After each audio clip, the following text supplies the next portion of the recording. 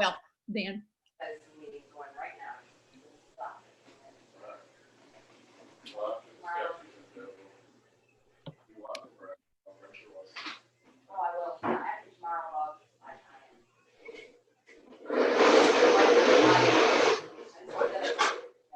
I might not mute it. Hey, Judge Bersoni, maybe you need to mute your mic. Is that, yeah. I think it's, I'll reach out to council member Masad. Oh, okay.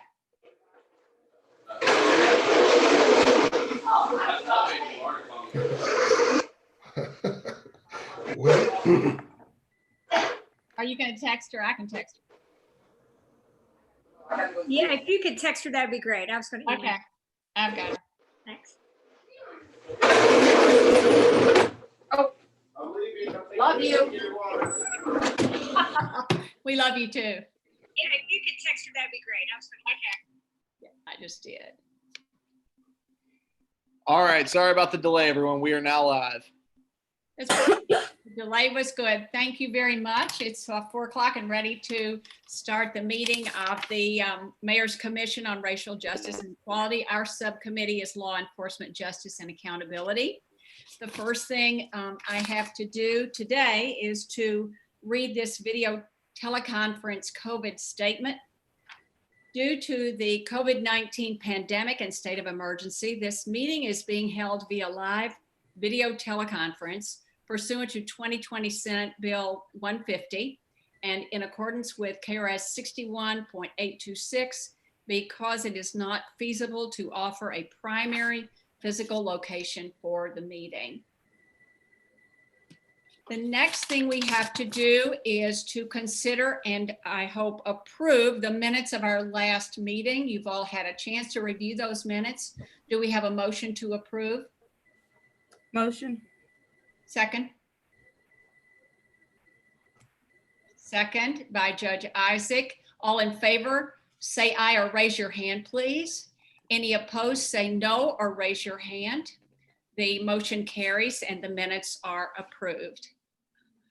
Just a few matters that we want to talk about first. We appreciate John Hain, the first assistant to the Fayette County Attorney, being with us today.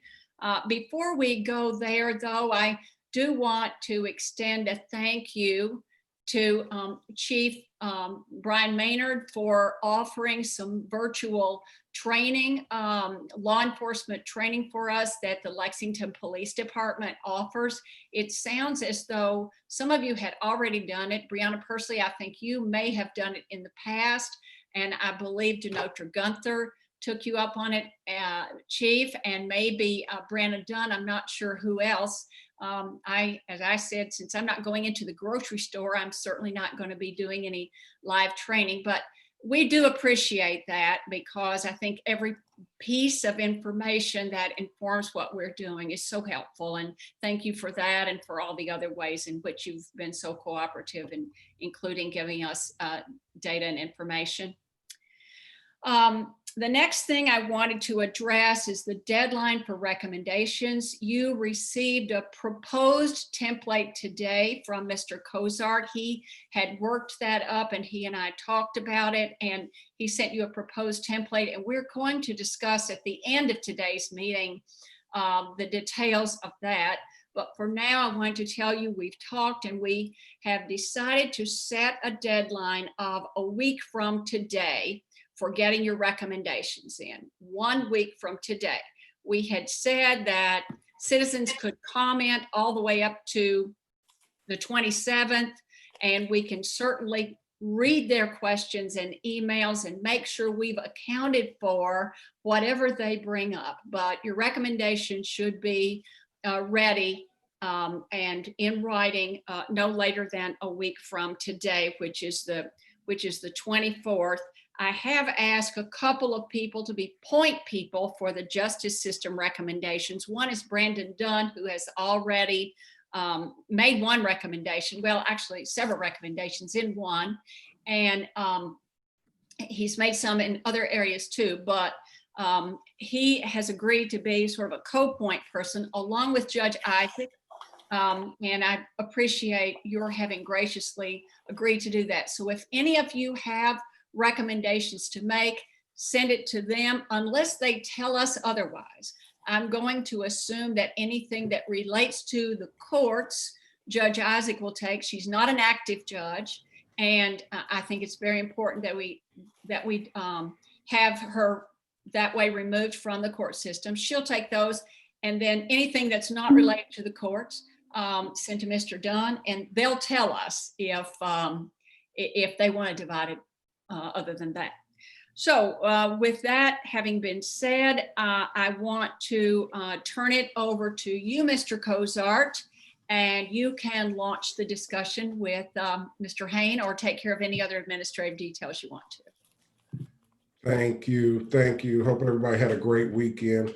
Want to continue to be just aware of all the good work that's going on this committee.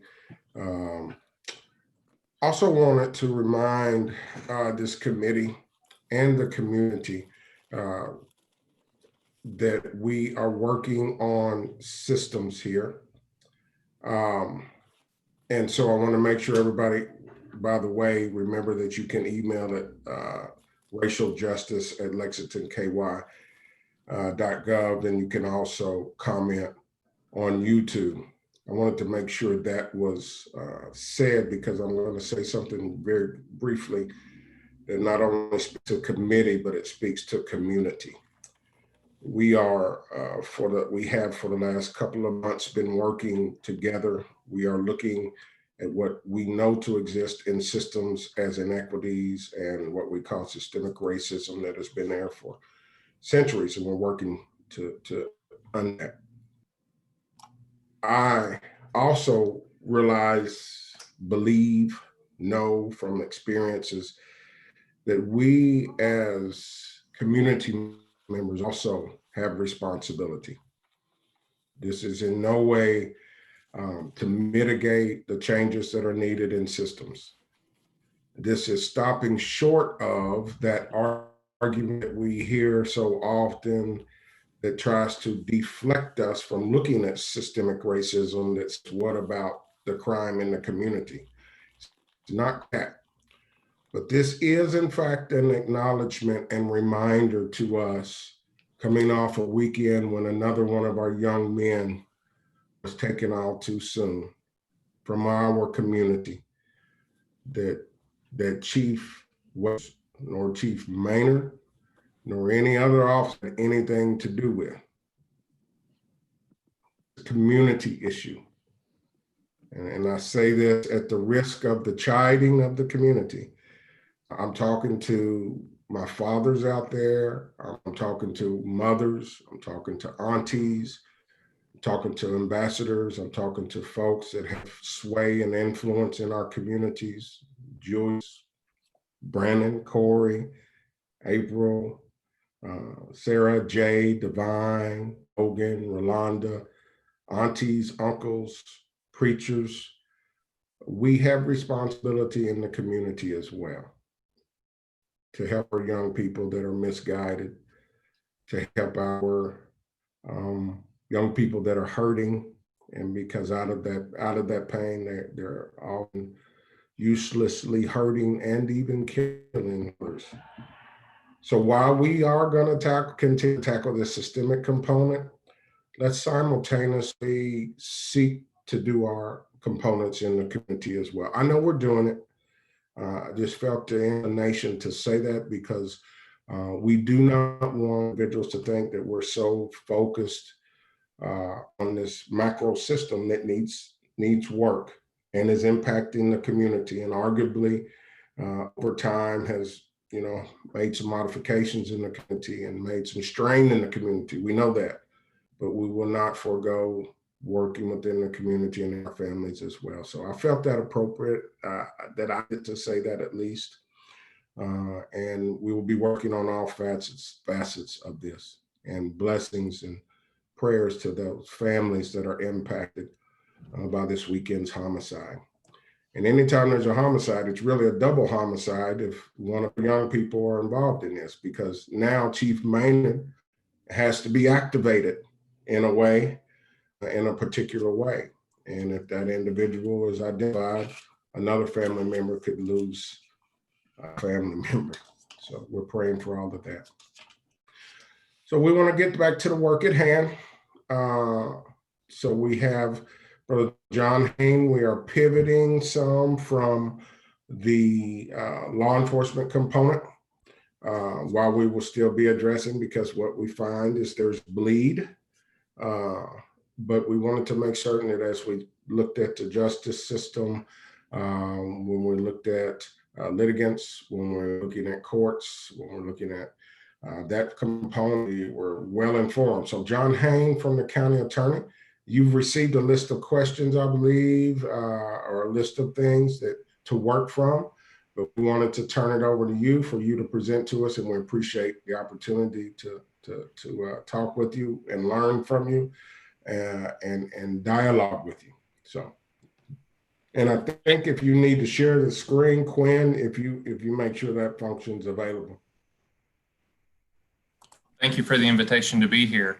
My name is John Hain. I work at the Fayette County Attorney's Office for Larry Roberts. I know last week Kimberly talked about her work at the Commonwealth Attorney's Office. Easiest distinction to make between our two offices is we prosecute primarily misdemeanor crimes and child support enforcement, whereas Kimberly and Luana Redcorn's office, they handle felony crimes. So we're both prosecutors' offices, just handle various levels of crimes charged.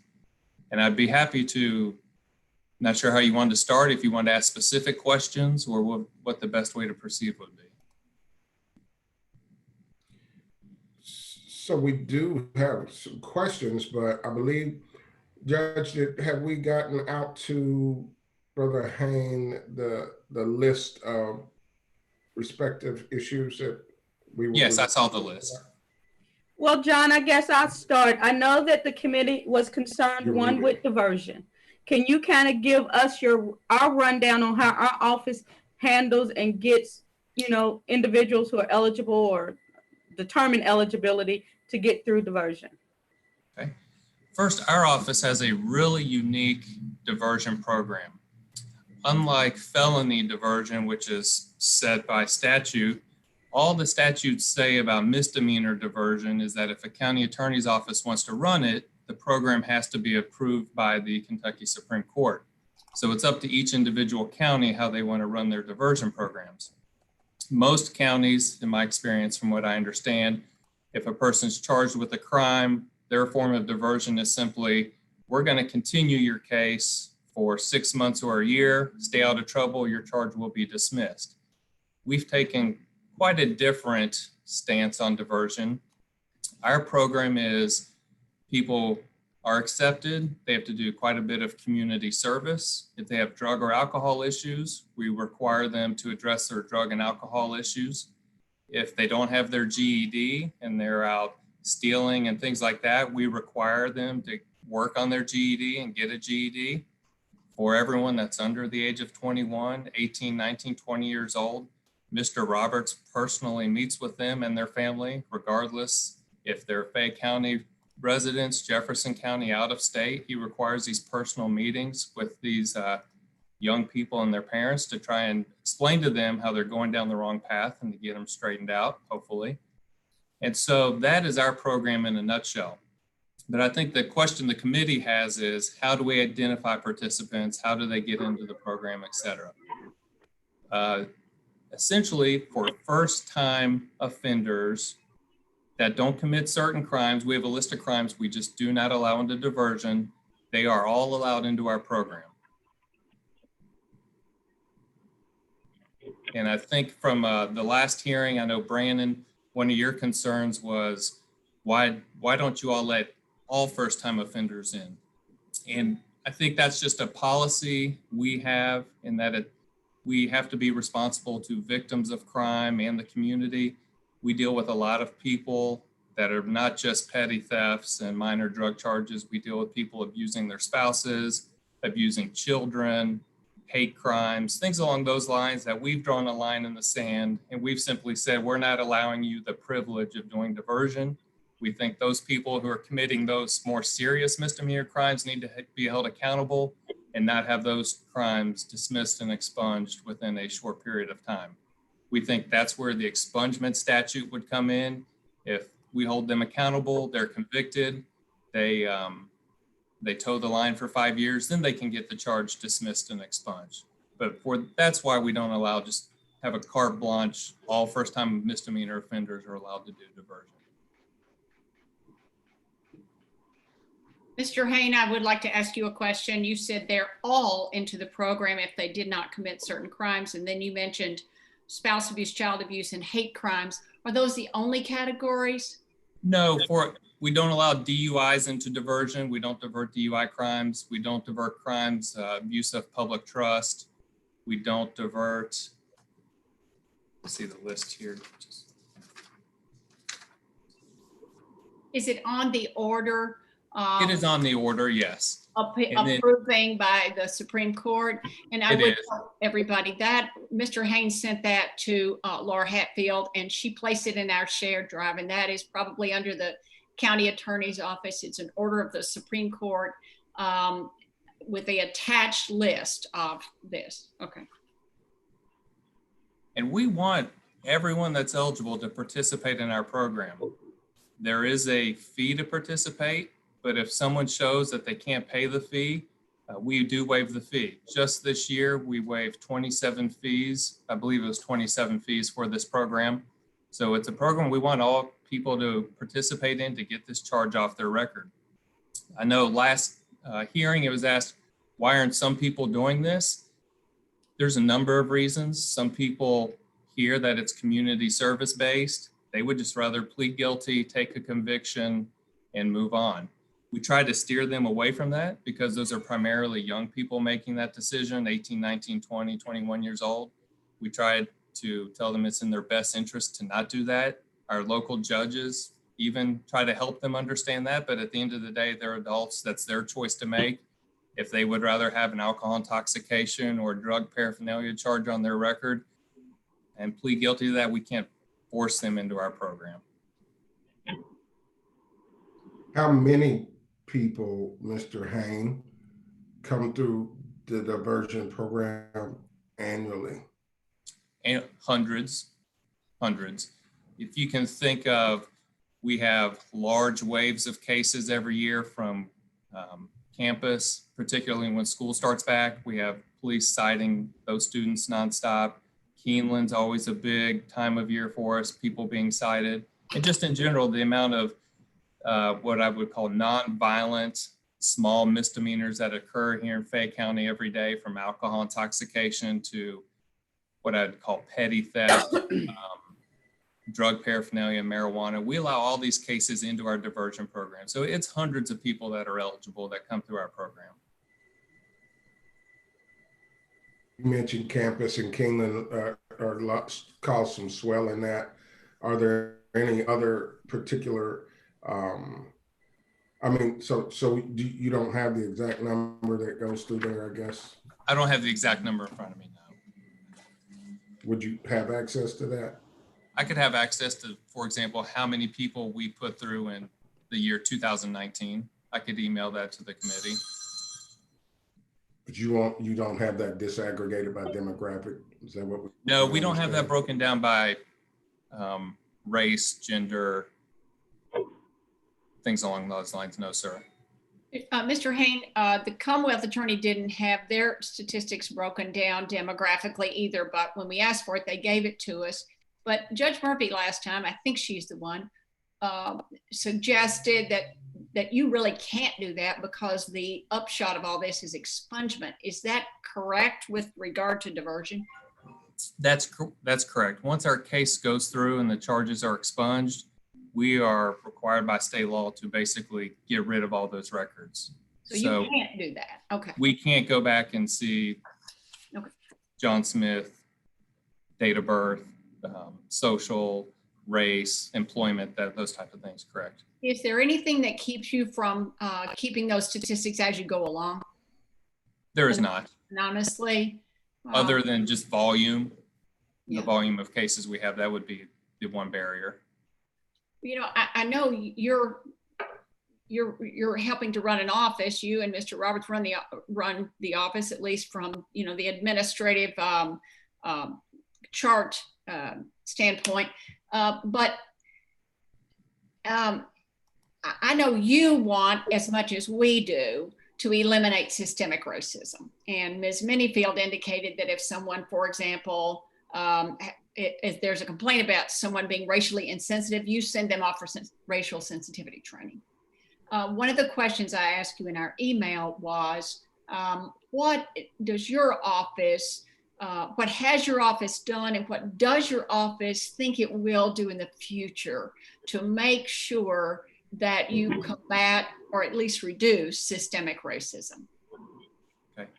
I think when we're talking about criminal justice and prosecutors and law enforcement, on the big picture level, we're talking in systemic racism, we're talking about the disproportionate number of African Americans who are incarcerated as opposed to white people. Our office, I believe, has done an incredible job combating this issue. And I'd like to talk about some of the ways we're combating that and then tell you specifically how that pertains to African Americans. We've been on the forefront of alternative sentencing programs since Larry Roberts has taken office and in the last few years. For example, Mr. Roberts started this misdemeanor diversion program, giving young kids, it's primarily young people, but anyone's eligible, as we've said, the chance to participate in this program. Instead of having a conviction, which hinders their ability for employment later down the road, their charges are dismissed and then ultimately expunged. Our office has started the first, in Fay County, we led the charge on starting the first misdemeanor drug court. That was Liz Bancroft really led the charge on that. That's an alternative sentencing program. It's one of only a handful of misdemeanor drug courts in the state. People with drug problems are identified through court. We refer them to the drug court, misdemeanor drug court. Their charge is ultimately dismissed and expunged as well. Our office started one of the very first in the state mental health court, alternative sentencing courts. These are for people with mental health issues. Instead of being convicted and saddled with a felony or other similar charge, they go through this program. They work with our prosecutor and the mental health court team to stay on their medication, keep a job, keep employment. Ultimately, those charges are dismissed and expunged. Our office also started the very first in the state child support diversion program. This is for primarily men who fall behind on their child support.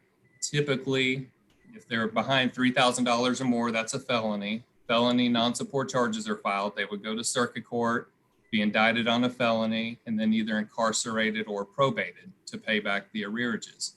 We've developed a program that nips that in the bud. It doesn't even get to the point of them being indicted. They go through our program. We have a staff member whose sole responsibility is to meet with these folks on a periodic basis, along with Judge Bell and District Court, help them find employment, get caught up on arrearages, and they're never convicted of this crime. How this pertains to African Americans, I think, is pretty clear. For example, with our child support diversion court, the studies have shown that lower income, non-custodial parents tend to be male African Americans. And if you can think of this vicious cycle, if this demographic is falling behind on child support, if they're just constantly prosecuted, saddled with a felony, and then thrown in jail or put on probation to pay child support, which is extremely hard to pay the child support when you're on probation and have a felony. We're just in this vicious cycle of then putting them in jail for probation violations. Our program has approximately, talking to the prosecutor who's in charge of it, 60% of the participants are African American. So we've implemented this alternative sentencing court where these participants won't have to be saddled with the felony. We're helping them find jobs, particularly with the African American participants who are don't have the network in place to help them find the employment. We're helping them with that, and they are traditionally, it's looking for the right words, facing the labor market discrimination of finding the employment. I believe our office is doing a tremendous job helping all the participants, but particularly the approximately 60% of African Americans who are facing that issue.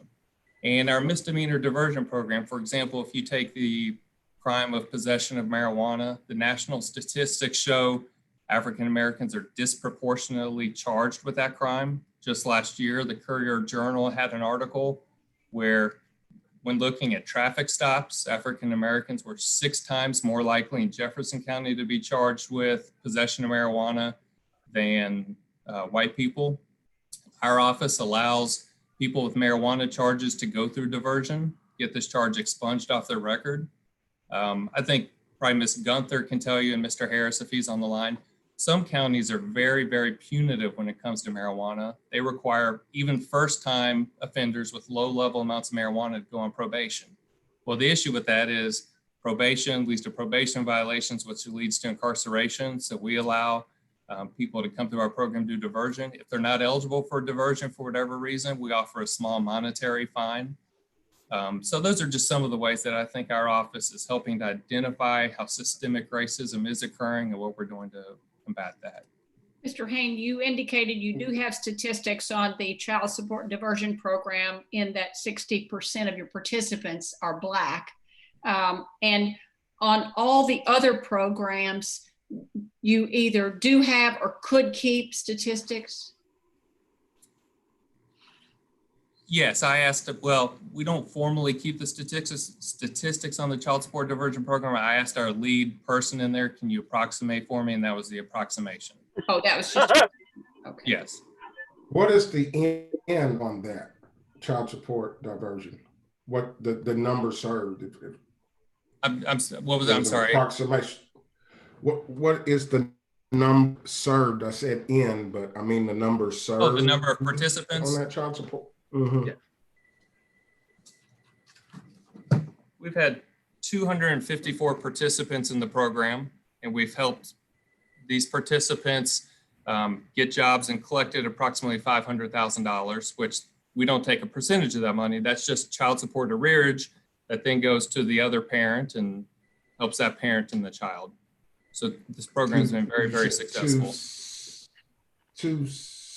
I didn't hear the number. 260. 254 total participants. 254. Yes. Is that this year? 2019. No, that's since the inception of the court. Oh, since 2019? Yes. Okay. No, I'm sorry. This court started probably 6 years ago or so. Okay. Child support felonies being filed is not a very common charge. Do you have A handful a year? Right. So you mentioned, and I don't know that was completely. There may be other ways to word it. You mentioned that it's overwhelmingly the felonious non-support is overwhelming African American males. That there are more, particularly in Fayette County, there are more white males that have felonious non-support than Black males, but there are obviously more in the population. But you have the figures of the additional child support collected by those in child support court. That's right. Right. Which was the 500,000. Okay. Thank you.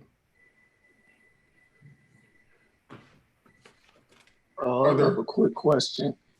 Is there any way of approximating any other figures to kind of get a roundabout estimate on like diversion programs? We or could any other probably, figures that you all don't keep? Brandon, I would not personally be able to estimate that because we have a diversion coordinator, Mr. Roberts, who personally meet with these participants. Other than the name, and I can see who's going through the program, I don't need face-to-face to know sex or race of who's going through to be in a position to offer any type of intelligent approximation of those programs. You know, what about any types of checks and balances? Does your office have anybody, like any outside agencies, come in and audit files or look at caseloads to see if there's any disparities, and if so, how they can correct those? Brandon, is that specifically in regards to diversion, or you just mean how our office is treating criminal defendants in general? Just, I guess, ethically, racially, there's figures that we see figures of disproportionate between race. Is anybody ever come in to look at those files to see whether or not some complicit biases have turned into, I guess, discrimination or violations of civil rights? Is there anybody that audits those files to look into it to see? No one's ever come into our office to make those type of evaluations. I think if those were to be had, they go directly to the courthouse to determine, for example, all right, how many marijuana charges were placed in 2019? What are those case numbers? And then they can start doing the research from there. Because all those charges are public record over in the courthouse. No one comes to our office and opens our files for that purpose. Okay. Greatly appreciate it, man. Thank you. Mr. Hain, do you have any mandatory implicit bias training annually for your attorneys and the rest of your staff? Thank you. There is no mandatory training. As Kimberly Baird mentioned last meeting, there is the occasional training at the annual prosecutors conference.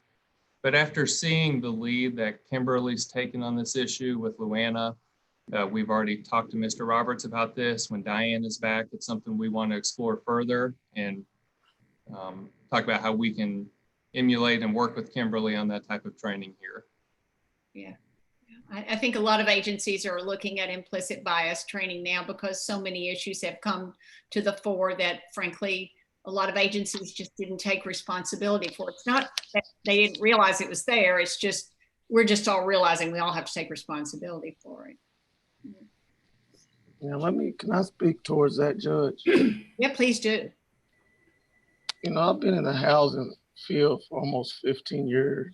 And when you look at the fair housing laws that were written in, 1968, if I was to steer somebody implicitly that was Hispanic to a different neighborhood, and then if I was to steer someone that was white to a different neighborhood, a black person to a different neighborhood, it didn't want to rent to someone based on their race and said it was an implicit bias, fair housing would come in, they were investigated, and if they seen any discrepancies or a pattern, it wouldn't matter if it's an implicit bias or not. More than likely, I would lose my job and the company would be sued. So at the end of the day, the result is still the same. If it's implicit, it's going to be the same result as discrimination. And we use that term and we kind of throw it around like implicit bias. It's like, I understand it's something that someone might not do purposely. But at the same time, if you're still discriminate against another individual unconsciously based on the color of their skin, that is still a major issue. And one of the things that we still haven't seemed to get to is that we know that Lexington is a racist city based on the information. And I hate to, we just gotta be blunt about it. And there's a lot of dancing around to where there was a lot of heat put on the Lexington Police Department. But there doesn't seem like there's a lot of information with the judges and the prosecutors that we have that says if we're all on this board together, we understand that there's an issue. There's not just a national issue, but the world can actually see that America has issues with racism. So with the judges and everybody seeing it and we're being challenged with it, does any judges or prosecutors have any recommendations or anything to say that you can see it? If you was to ask me or go into a company and there were no black folks in there working, you can say to yourself, well, I'm pretty sure there are some black people that can fill this role.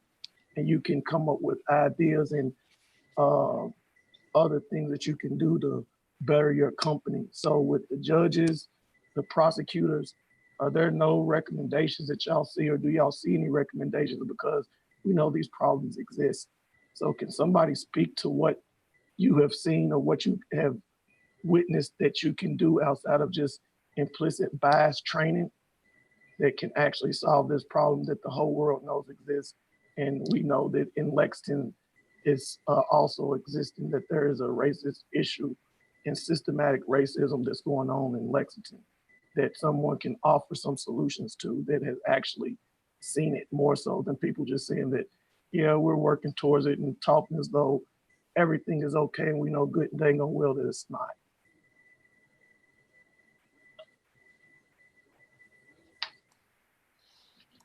Well, I think Mr. Dunn mentioned one thing, and that is the composition of staff. If you look around and you don't see any black faces or 1 or 2 among 40, maybe there's an issue there. What about the composition of your staff, Mr. Hain? Well, thank you, Judge Kaufman. That's exactly what I was getting ready to say to Brandon's point. I don't know that there's one overriding way to address that issue. I just think every agency, no matter how small or big, can help stem the tide, address that issue by hiring a diverse staff.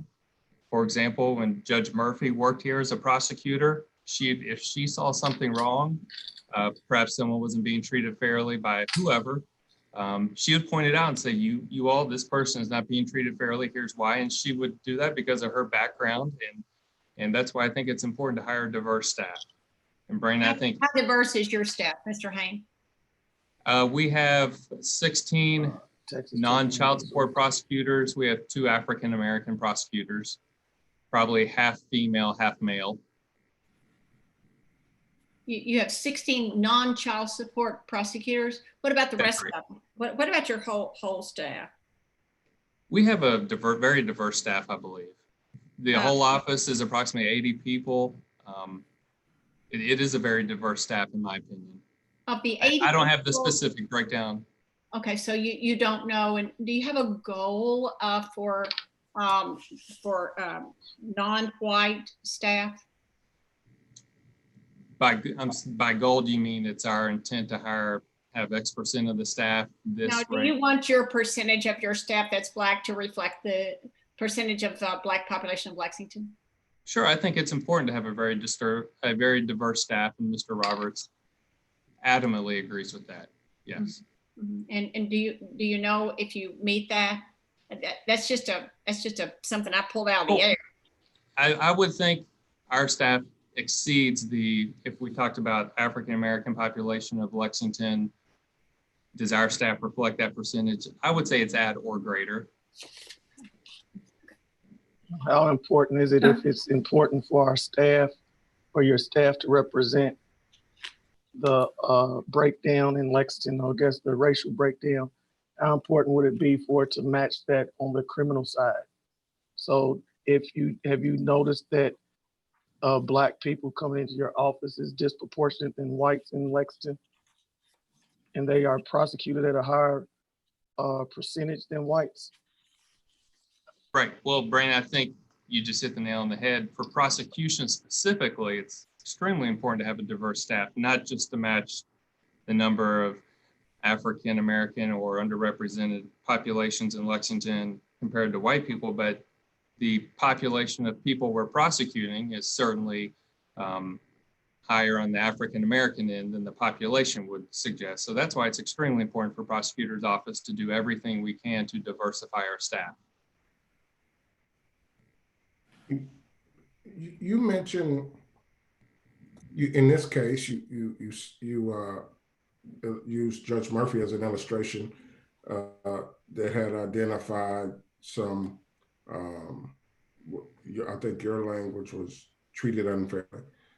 And there have likely been others, if in the diversity of the staff that you're talking about, because that helps identify some of those things. And I appreciate Brandon's point that whether it's implicit or explicit, it's still bias and it impacts those individuals.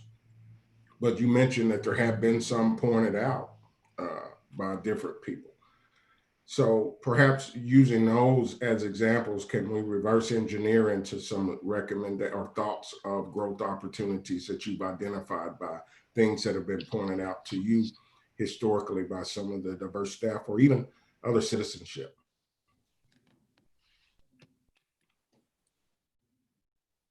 I'm sorry, Mr. Kozar, can you repeat the question? Based on what you said has been pointed out to you by some diverse staff? what are some growth opportunities? So I don't think I'm asking you to state what the issues are explicitly that have been said to you. Perhaps that's one such way. But if things have been pointed out, that means that things exist. And I believe they do. Based on what has been pointed out, what are the growth opportunities for the county attorney? Okay. And I'd certainly, since I brought up Judge Murphy, I'd let her chime in. When I was saying all that, I was specifically referring to the way some people may have been treated before the case came to our office, and particularly in how they were charged or something along those lines. And keep in mind, I'm not saying Lexington Police, we deal with probably 6 to 8 different charging law enforcement agencies in Lexington. So we deal with a wide range of agencies. I think the growth opportunity is when we see something that's not right or shouldn't have happened, we address it with the person that made that decision or how it happened. Or if we think a case was improperly charged or racially motivated, we handle the case appropriately and tell our other staff, this is what happened, this is how we're dealing with the case, and this is how we expect you to do the same thing in the future. And John, I think that Larry has always encouraged us, if we see something wrong, that we're supposed to send it up the chain. It's supposed to get to him. And if it's from school law enforcement and Lexington law enforcement, he makes those appropriate contacts to make sure that those things are addressed by the appropriate agency that we saw the discrepancy in. So I think we all in our office have been encouraged to speak up and, when we see something wrong.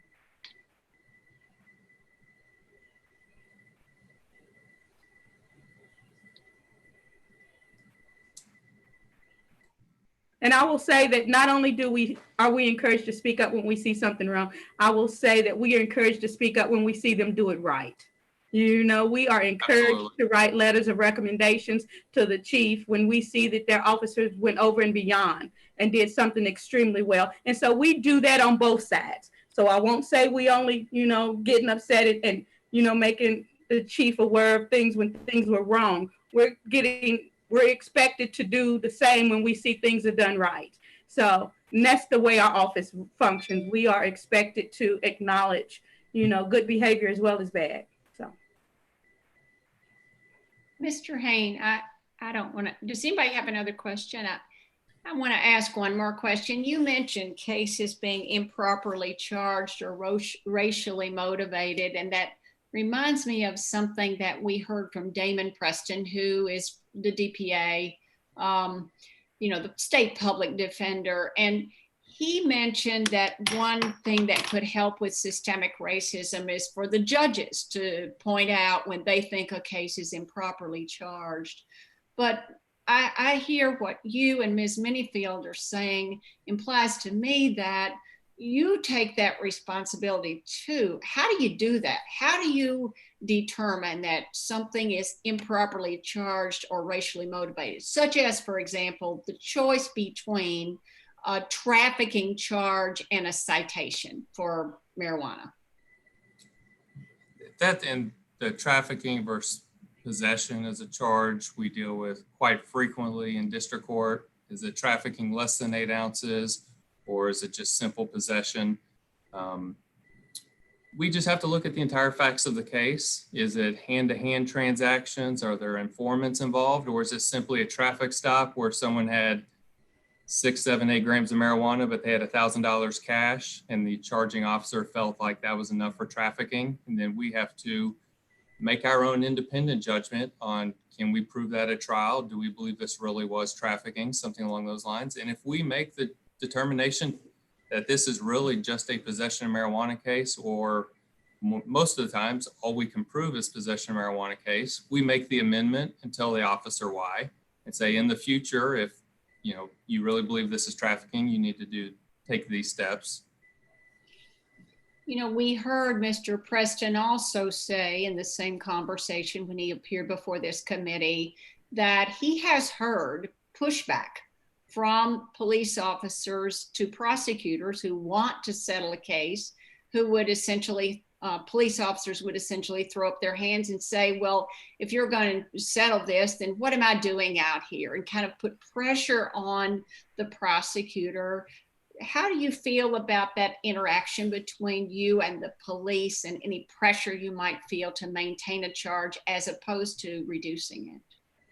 That's, I can say I've personally never felt any pressure to do that. There've certainly been disagreements with officers about how a case should proceed, but ultimately it's our call as the prosecutors handling the case. We extremely value the input of the charging officer, but if we believe a case should go a different way, we're going to go that way with it. We're going to tell the officer this is why we're doing it, and we'll have to agree to disagree. Sometimes some officers leave a little upset, but at the end of the day, everyone, we're all trying to do the right thing. And When I you say think it's- the right thing, does that also include making darn sure they're not being racist? Sure, but racist, improper charges, things along those lines. I just want to be definitive. I've never amended a charge because I thought something was racist or racially motivated. Sometimes I thought the charge was a little overcharged or not as strong as it could be. So we make the decision to amend it to a misdemeanor or lower level of crime that's more appropriate given the facts. But I've never outright had a case that I believe was racially charged and for that reason dismissed it or amended it. I know you have a lot of young, inexperienced attorneys come to your office, and it's a great place for a lot of young people to start. But when you train them, do you tell them to be on the lookout for improper bias, racial or otherwise? That is actually something we don't train them on. We don't specifically say be on the lookout for law enforcement making racially motivated charges. We hope that we hire the right people and they can identify that based on just the general training we give them. And if they suspect anything's wrong, they can come talk to a supervisor. But no, that's not something explicitly said to a young prosecutor. We just hope that their ethics and their morals and their ability to judge a case can see that that was the issue. And if they can't see it, then it's pointed out by the defense attorney, hopefully. Is your John, office? I know I'm sorry. that Tanya had some concerns about expungement. I don't think you've hit on that yet. Can you kind of hit on how we look at expungements and how our process works for that? Sure, I'd be happy to talk about expungements. I saw either Brandon or Mr. Cozart had a question. Is your office responsible for sentencing youthful offenders or youthful offenders, sending them on up the chain? Yes, that is our office. Yes. Have you noticed any disparities in the number of youthful offenders that you have sent up from, I guess, race, whether or not they were white or black? Does anybody pay attention to that? Brandon, I personally have not paid attention in terms of, we have 2 juvenile prosecutors who make that call. We, can I take that real quick? Sure, you would be in yes. the best position to see that, yes. Brandon, yes, it has been, there is a juvenile, and I'm gonna miss all the letters but we have a monthly meeting that addresses the disparities as it relates to our juvenile offenders and the racial disparities. And I'm not sure if Laura got that information from Jessica Ware from the Superintendent Stanley I think it was, concerning what our detention center looks like. Our youthful offender statute, of course, is there is an automatic, and then there's the ones that are not automatic. So I think as we relate to those that have been sent up on youthful offenders, they are disproportionately African-American young people and males, not many young women. I don't think I've seen any young women this year. And the ones that have Grossly disproportionate. say it again. Grossly disproportionate. Yes. And the ones that have been sent up on the automatic, let me put it this way. Looking at the numbers that I've been privy to since I've been here, the ones that I'm aware that have been sent up are because of the because there's a gun involved. And the gun is one that if you're 16 years old and there's a gun involved, that is an automatic transfer. Then with the ones that are discretionary, I've not had any youthful offender hearings myself personally. So I can't look at the numbers of which ones have gone up on discretionary basis. But that decision, and not to bring Ms. Bayard into that, but that decision is one that is in conjunction with the county attorney's office and also speaking with the Commonwealth Attorney's Office, or at least that's what the judges are being told. If it is one that is a discretionary decision, Ms. Maddox will call the Commonwealth Attorney's Office and say, okay, this person would meet the criteria. And what I say about meet the criteria on the discretionary basis, meaning that we've had 2 prior charges with that juvenile before, that child is a certain age. And because of this is maybe the 3rd or 4th offense that we now have in front of them, and it's either and it is a felony offense.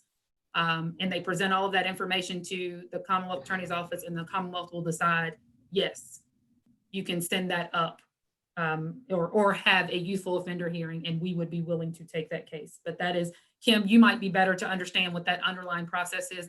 I just get the motion that says we would like to have a hearing on the youthful offender hearing.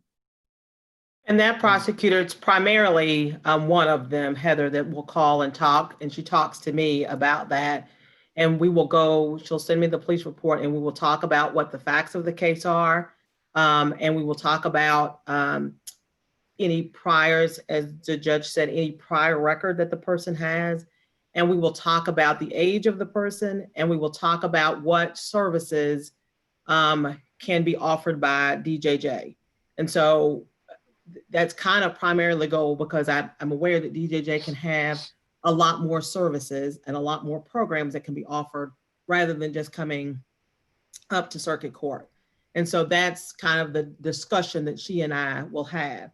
And as John had said earlier, you try to think about the dangerousness of the case, but we also talk about if there's any priors or things like that. Particularly if it's a first-time person, we don't generally say, come up here.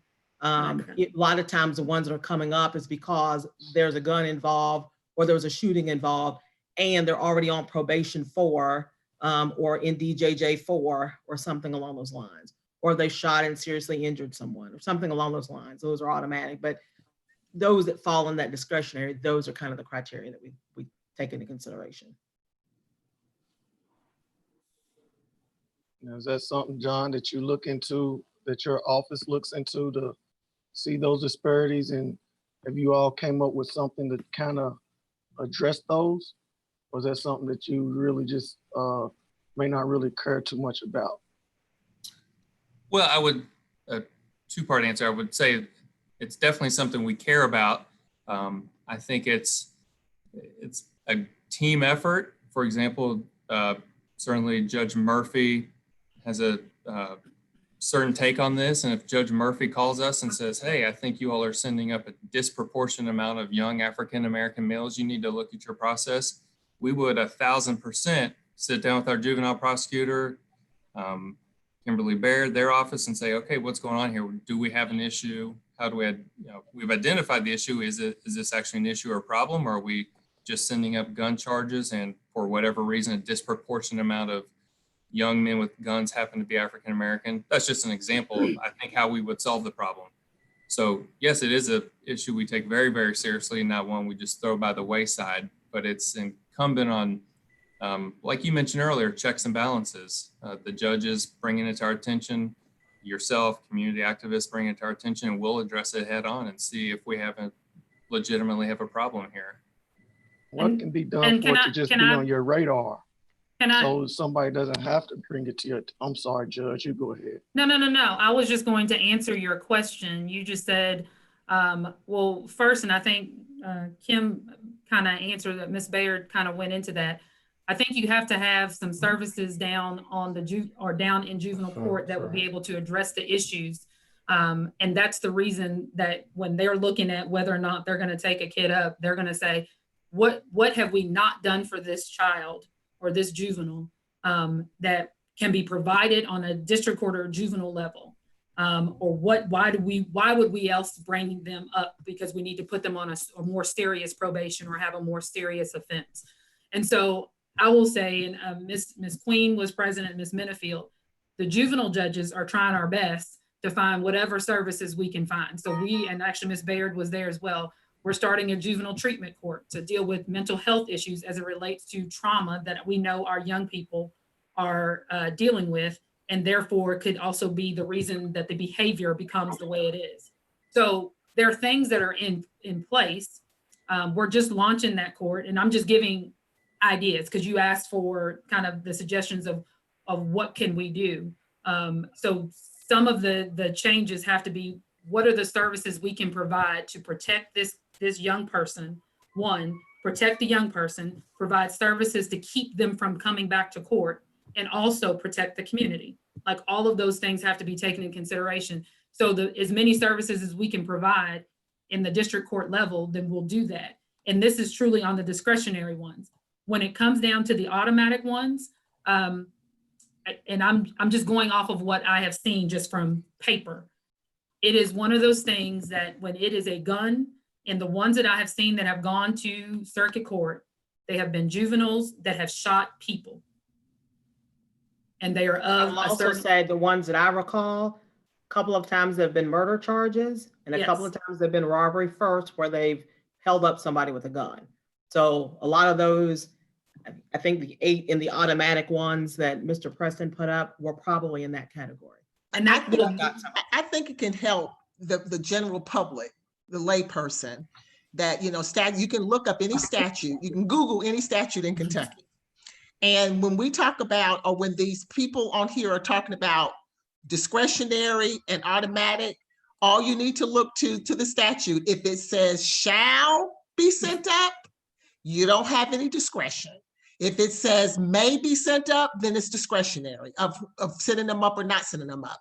But I wanted to just say that the problem is that when you have those juveniles between the age of 16 and 18, because they're a juvenile until they're the age of 18, at some point around the 17-year mark or the end of the 16th year, the beginning of the 7th, they don't want to deal with them anymore because they're so close to 18. We can't do anything for them. They've been in the system the whole life.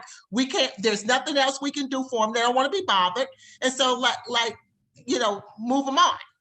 And that's a part of the problem because it's a, you know, juvenile law is a part of rehabilitation, not throwing the child away.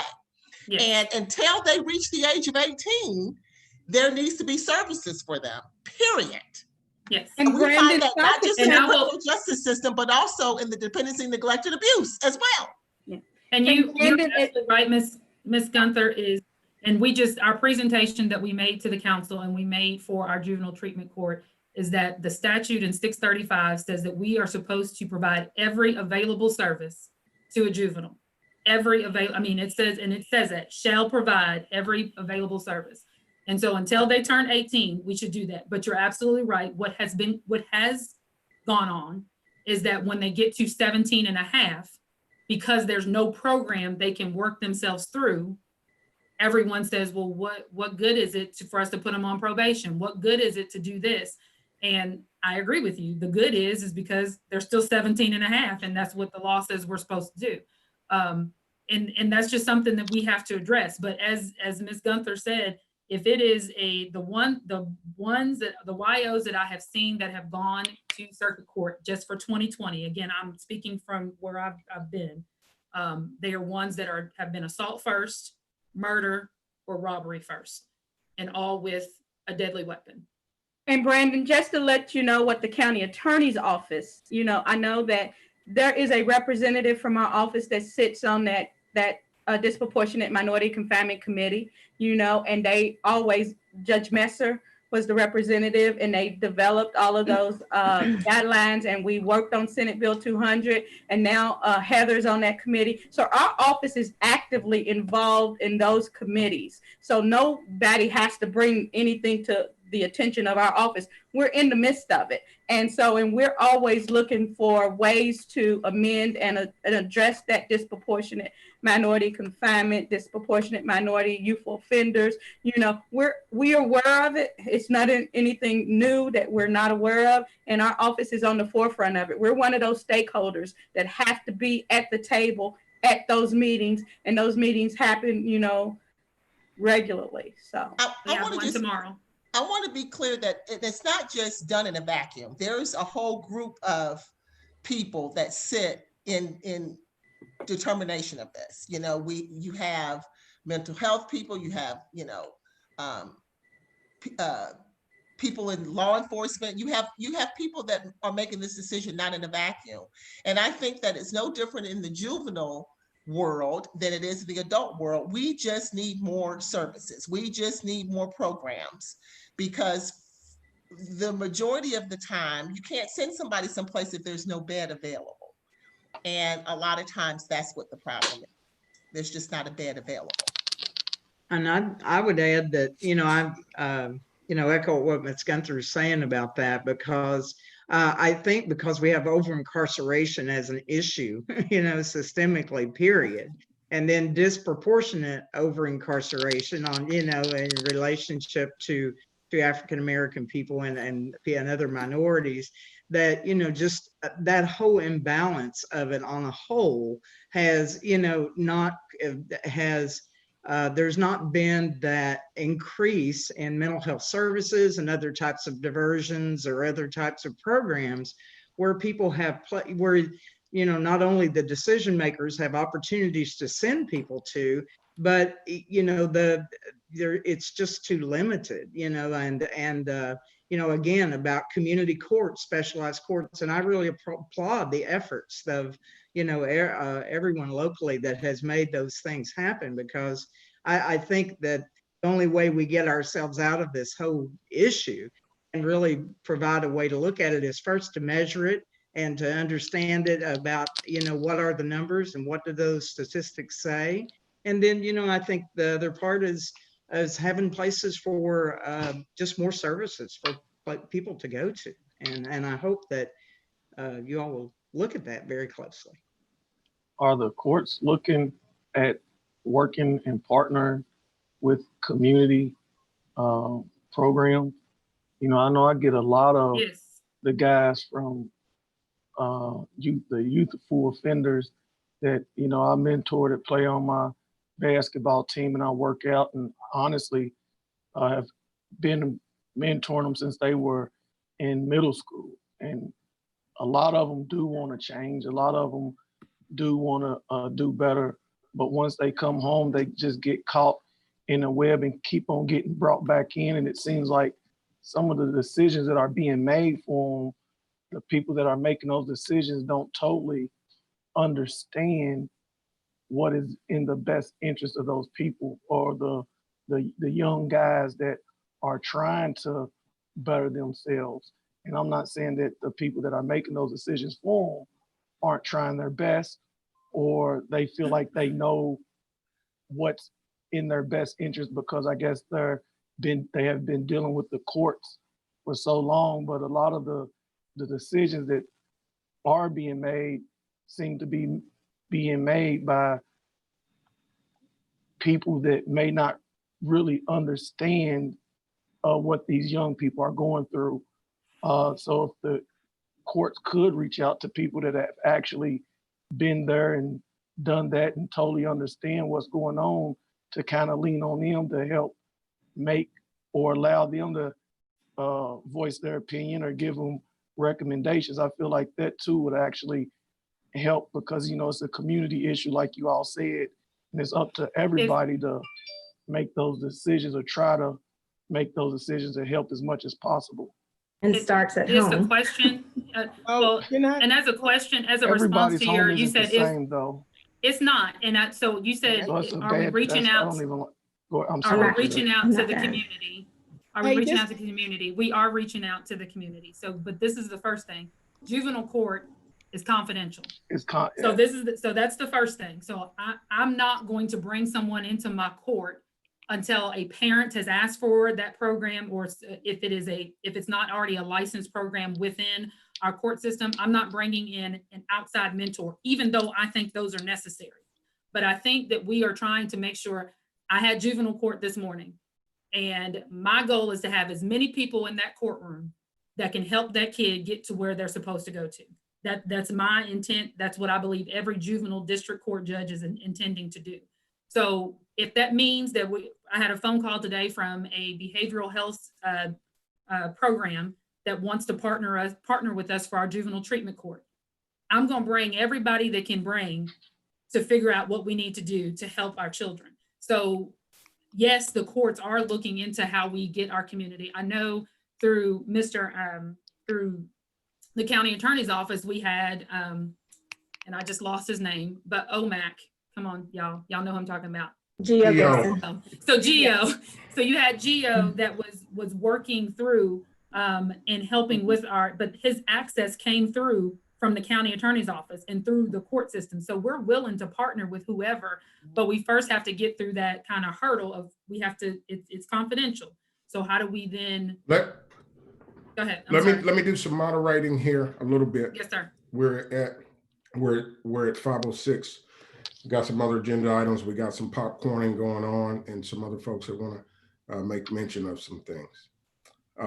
First of all, we want to make sure that we are able to get all the answers that we need from Brother Hain here while he is here.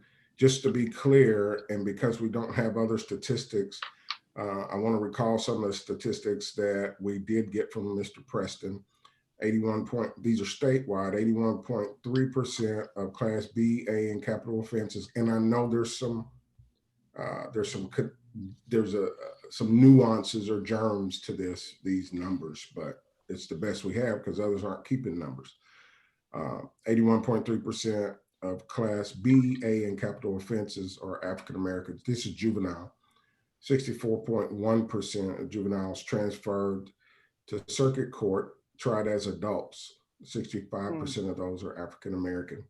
100% of those transferred to circuit court to be tried as adults in Fayette were African American. There is an issue, regardless of who we're partnering with. And again, I hear you. I hope we all recall the comments that I made earlier going into this.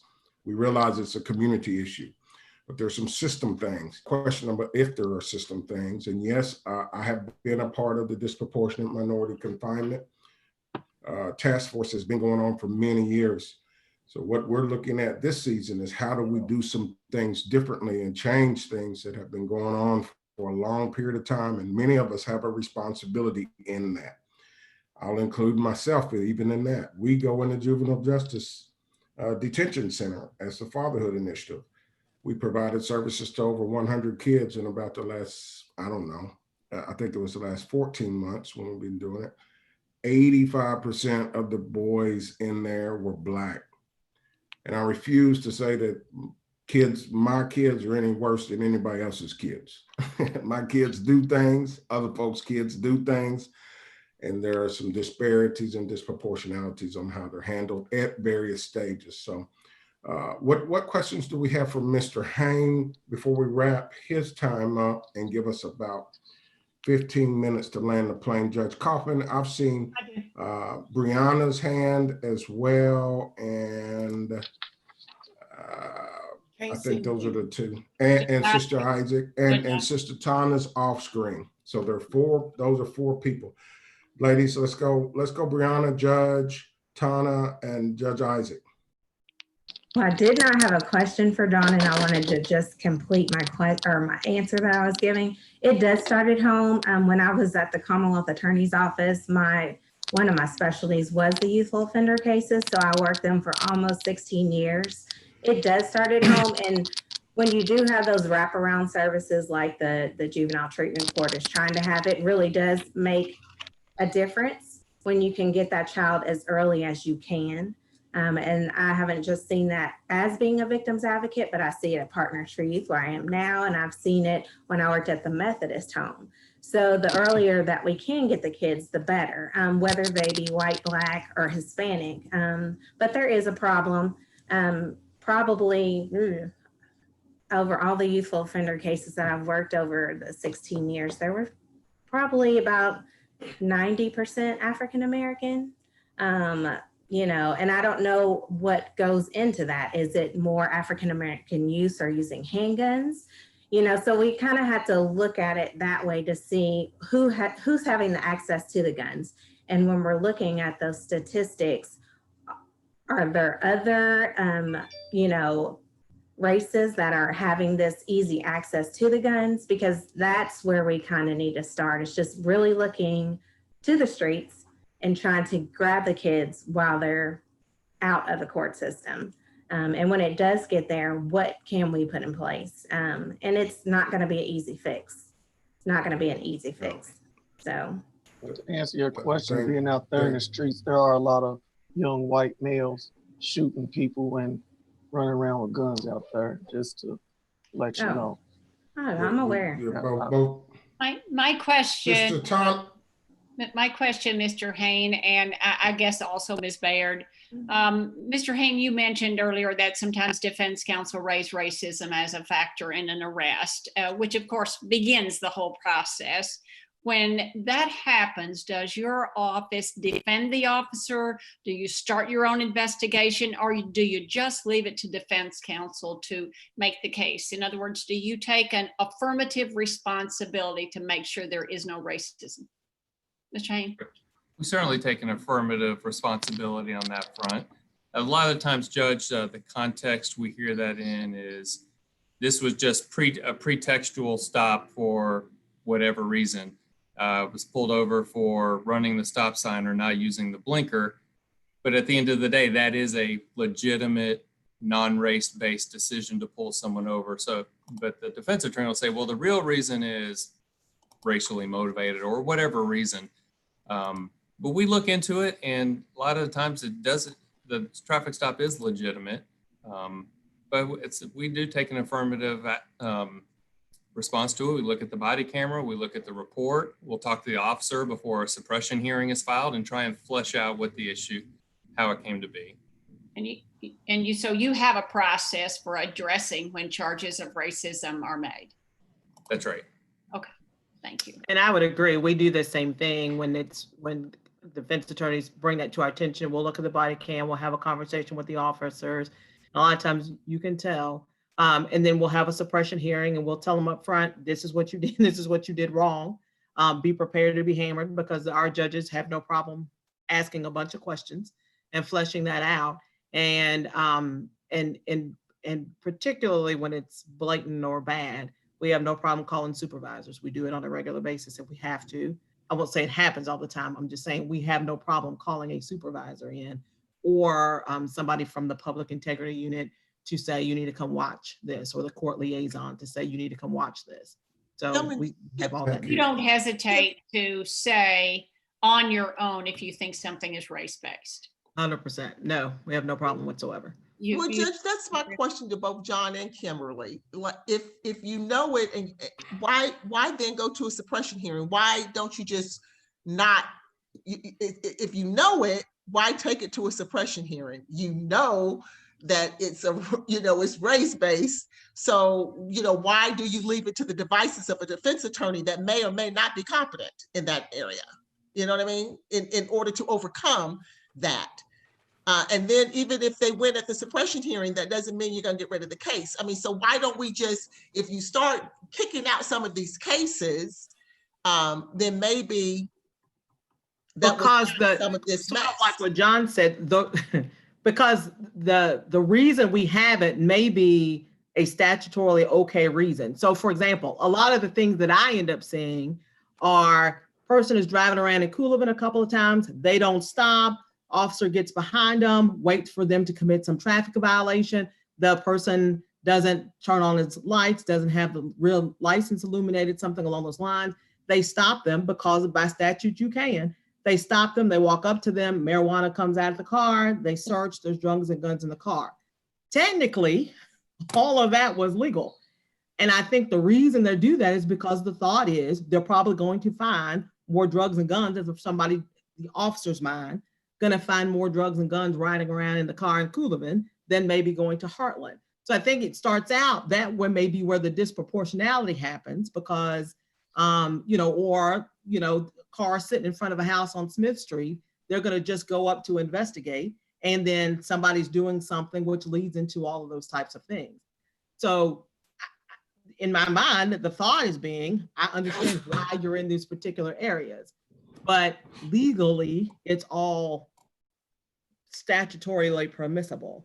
But I So think by that's the where time it gets discretion to, comes in. to what? That's where discretion comes in. You I- don't well, have to that- take something to, you don't have to take something to a grand jury. You don't have to take something to a suppression hearing. You don't have to do that. Well, by the So time we're it gets to gonna- me, it has started with the police and then it's gone to the county and then it's gone to me.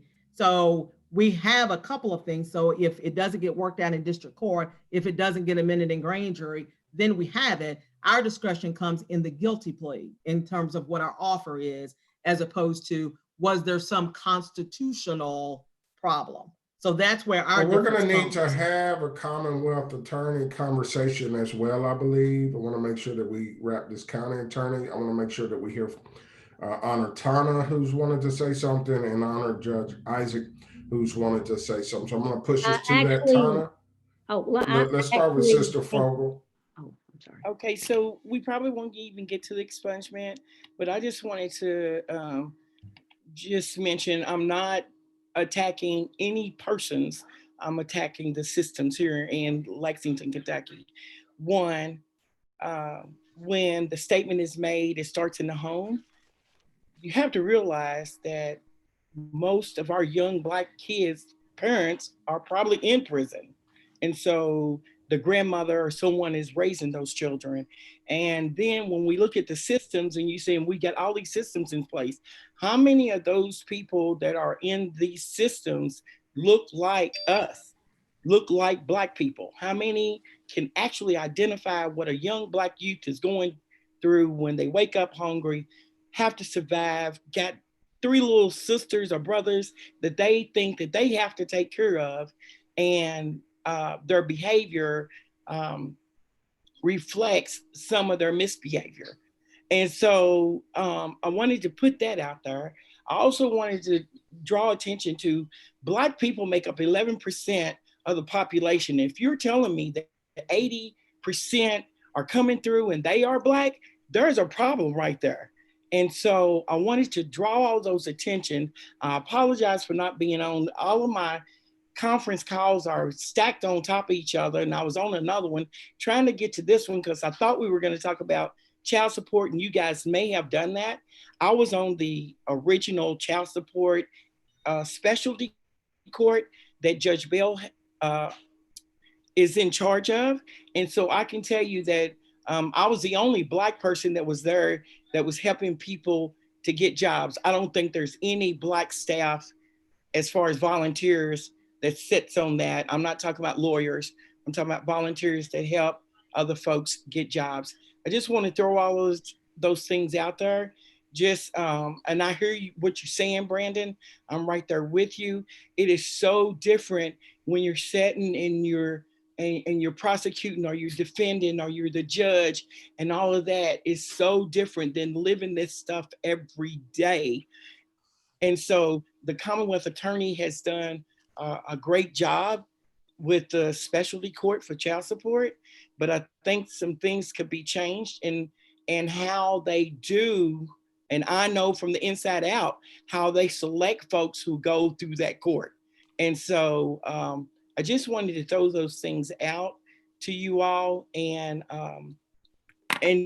just know I'm not attacking any person, just the system that I continually see happening.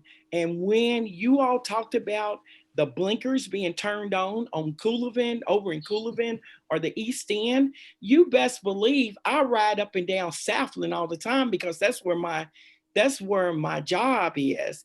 And people don't use blinkers, and police don't pull them over, and people are illegally parked on some of those roads, but I don't see anybody getting arrested. So when you talk about disproportionate, yes, there's a disproportionate in the way the officer comes up and they choose to cite someone or bring them in.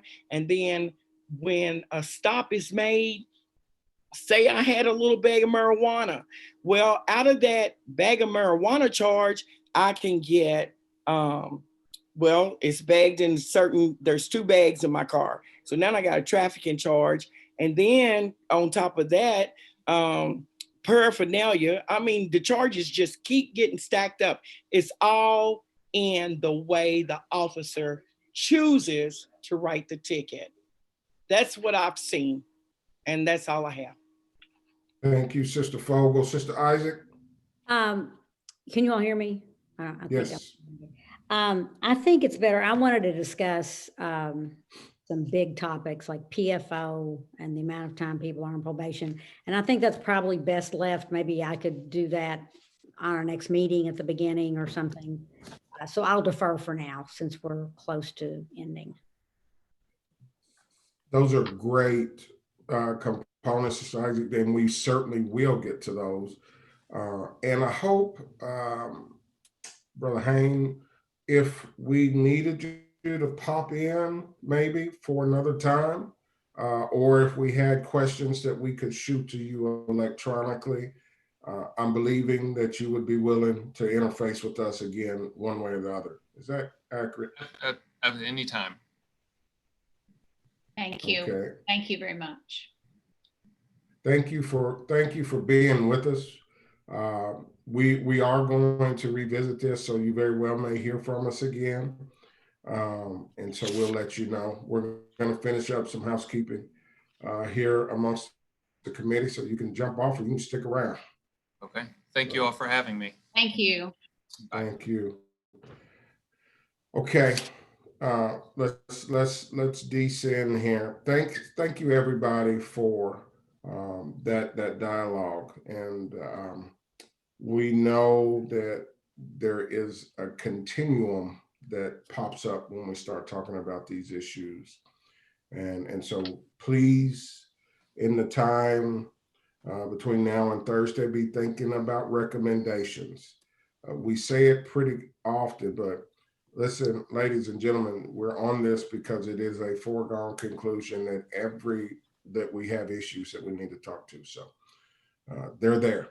Hey, so Judge Kaufman mentioned earlier that we have, I've sent out that template, and I know a lot of you may have been like, I've already got my recommendations down the road, and now you're going to send a template out. That's different from the format of my recommendations. I see you smiling there, Councilor Minifield. And so the idea was not to make the process more cumbersome.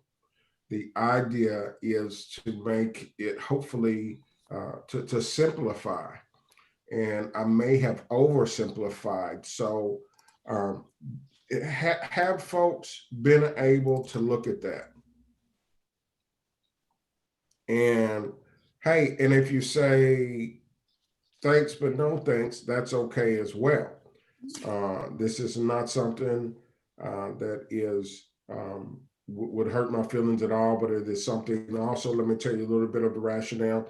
The hope is that we will be able to get some things, not in just a cookie cutter necessarily, but something standardized that we can do some ongoing monitoring on, and that's something that can also go in the larger report and be able to afford us the opportunity to monitor the larger report as well. And so give me feedback on this. I'm gonna shut up. Give me feedback.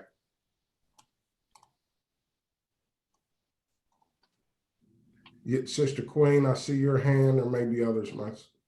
I was, I did follow the original. I can't hear. It must be me. I'm sorry. Can you all hear me? Can everybody else hear Diane? And I'm the only one that can't? Okay. Okay, so it is me. We can. Okay, can you now, Mr. Cozart? Okay, Mr. Cozart, can you hear me? No? Okay. It wasn't you, it was me, Okay, sir. Can you hear me now? I feel like the commercial.